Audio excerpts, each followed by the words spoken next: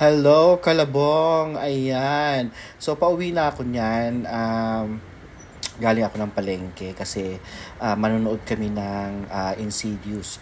So, with Christian and Dave. So, habang inaantay nila ako, so nagpicture-picture muna sila sa bahay.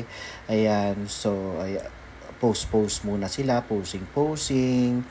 Ayan, kasi namili ako niyan sa palengke. So, pagdating ko, nagbihis na ako. Then, pumunta na kami ng mall. So, ayan na nga. Ayan, lakad-lakad. Ayos-ayos yung buhok. Ayan, ang gulo. Ayan, so, ayan na nga sila. Nakabihis na sila. Excited na silang manood ng Insidious. Ayan, papakyut pa si Christian. So, lakad-lakad kami niyan. So, naghahanap muna kami kung saan kami kakain kasi nagugutom na sila. Kasi nagluto ako. Pero sabi nila, pagbalik na lang daw nila. So, yan, nagpicture-picture muna kami.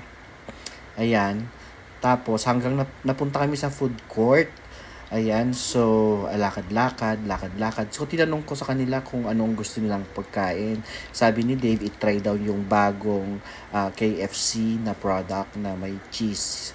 So, ayan, pumunta kami ng counter. So, naiwan na si Christian. So, si Dave na yung pumili.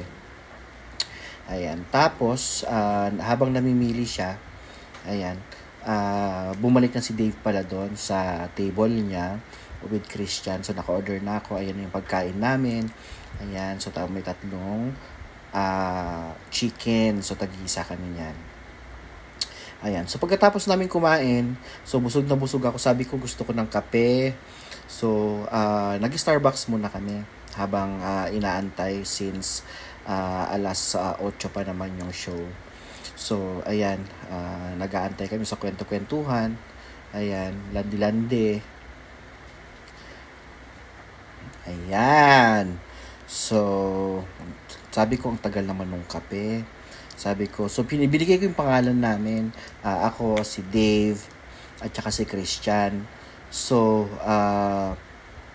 pagkakuha namin ng kape, nagtaka ako kasi, tawag nito, puro Christian. Christian na lang lahat ang nakapangalan. So, bungol yung cashier. Ayan, so nilakad kami. So sabi ko, pumasok na tayo kasi baka malate na tayo sa movie. So naglalakad na kami. Ayan. So si Dave, ayang hiya pa sa camera. So lakad-lakad kami. Pumasok na kami dun sa cinema. Ayan. So binigyan namin yung ticket namin. So sabi ko, isang babae tsaka dalawang lalaki. Ayan, so nanood na kami, yan yung pinanood namin, Insidious. So pumasok na kami, ayan, binuksan na ni Dave. So, ayan, so ang bait naman ni Christian, binuksan niya yung door for me.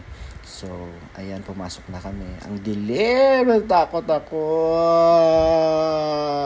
Ayan, lakad-lakad kami, pumasok na kami dyan. So, ang daming tao rin na nanonood. So, habang inaantay namin na mag-start, so nagpicture-picture muna kami. Ayan.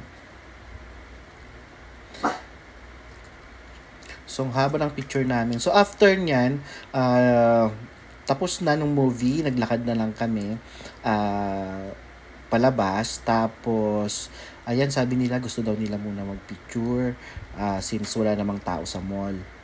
Ayan. So, sabi ni Christian, dun daw magandang spot.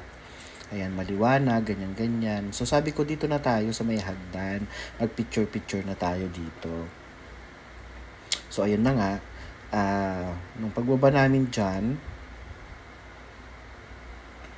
ayan, sabi ko kay Christian, videohan niya kami ni Dave. Ayan, parang magjowa, ganun. Since wala naman akong jowa. Ayan, so nilandi ko si Dave. Ayan, tapos sabi ko habulin niya ako. Tapos sabi ko, takbo na tayo. Parang bagong kasal, ganun. So, takbo-takbo kami, ganyan, landi-landian. Ayan, so hanggang nakalabas na kami. So, dyan pala kami nanood, guys, sa may power plant